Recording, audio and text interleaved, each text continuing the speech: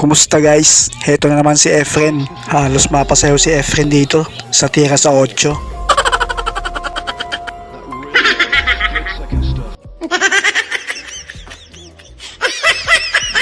Tara guys, tingnan natin. Makikita guys na may 3 bola na lamang ang kailangang maipasok ni Efren. You serious? Tingnan nyo itong tira ni Efren dito sa 7 ball guys. Tingnan nyo, ang nipis.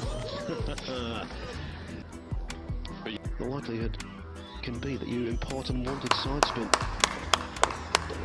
Ang problema nga lang guys, dumikit masyado yung cue ball dito sa may 8 balls. Hindi naging maganda yung preparasyon niya. Pero guys, hindi naman tatawaging na magician yan nang walang dahilan. Hey, that's pretty good. Ito ang ginawa ni Efren guys. And Potts, he cued out rather twitchily. The title was decided by a run out from the break. Grabe naman yung tirang yun guys. Umalog-alog pa. Pati tuloy si Efren, umalog-alog din. Grabe talaga yung tirang yun guys. Parang hindi papasok. Was Grabe guys, ang lupit talaga ng Pinoy legend. Another one. Heto pang isang magic na Efren guys. Tingnan nyo. What?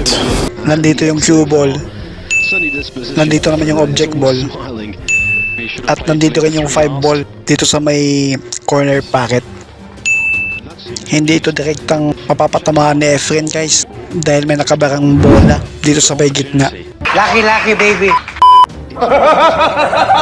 Kaya ito ang ginawa ni Efren guys. Efren Reyes. What a finish.